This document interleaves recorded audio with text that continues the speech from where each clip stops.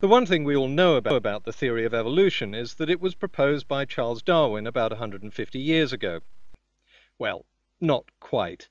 The idea that organisms evolve was floating around for 2,000 years before Darwin and was revived a bit before his time by Jean-Baptiste Lamarck.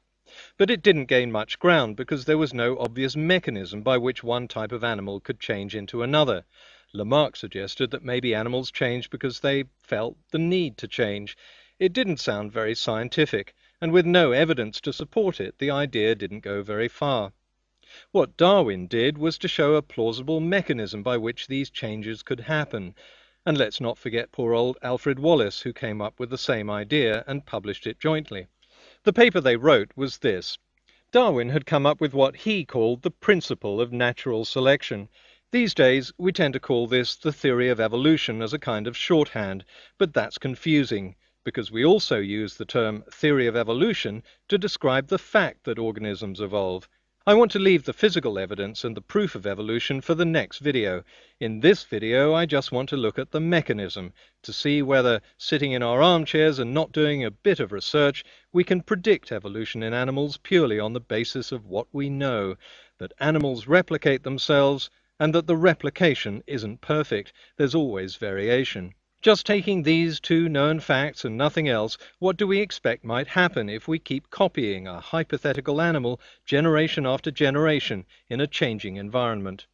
Let's say the Hypothecus lives in a tropical climate, grazing happily on grass and plants. We know from our two principles that not every Hypothecus is the same. This one has been born with a slightly longer neck. This one has slightly longer legs, the third has slightly longer claws, and the fourth has a slightly hairier body. Over time, herds of Hypothecus spread across the continent. But the climate changes and the continent dries up. Only scrubby bushes and hardy tubers can survive. The Hypothecus with the slightly longer neck can obviously get to more leaves than its neighbours. Inevitably, taller and longer-necked Hypotheca are better fed and fitter, and therefore reproduce more. A few generations later, the drought has caused overall numbers to dwindle, but there are more long-necked animals. But natural selection doesn't suddenly stop just because average neck length has increased. The longest of the long necks now has an advantage over ordinary long necks, and so the process continues. This principle is so easy to understand, you have to wonder why it's so frequently misunderstood. So let's take this one step at a time and see where the confusion lies. Surely no argument there. By which I mean children are like their parents and inherit their traits.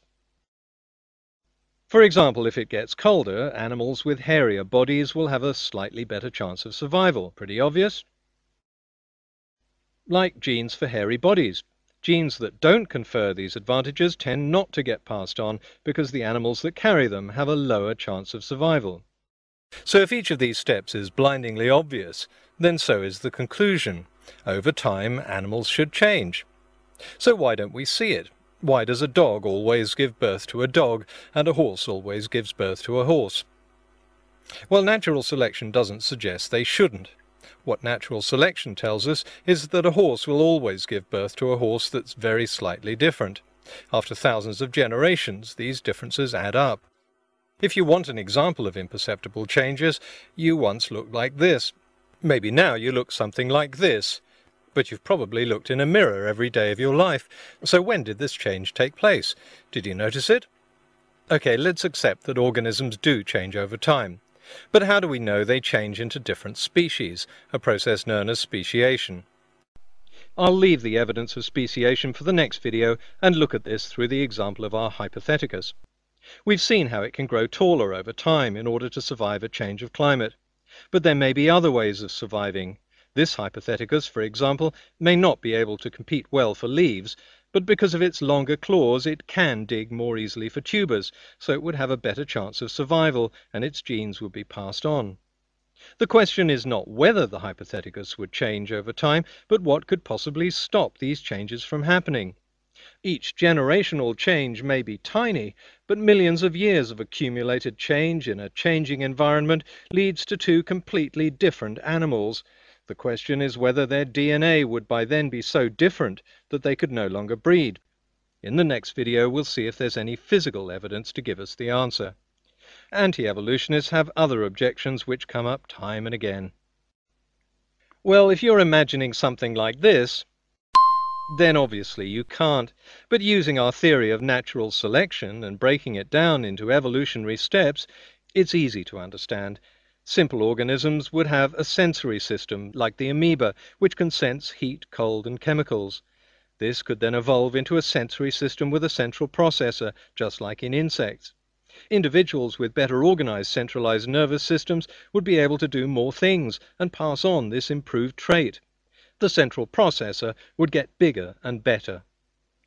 Again, in stages. I won't spend time explaining the evolution of the eye here because there are a number of good videos on YouTube that do that job, including this one. No, evolution requires variation. If information is a fancy way of saying bigger ears, hairier bodies, and longer necks, then fine, we know that happens. We can see it.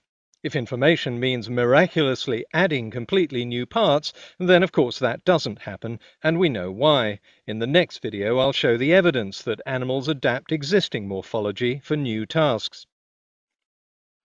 Trying to characterize evolution as an accident doesn't change what it is, or the evidence for it, and clearly there's nothing random about natural selection itself, because genes survive only if they're best suited to survive. Mutations are just the inevitable result of DNA that didn't make a perfect copy, and they're very common.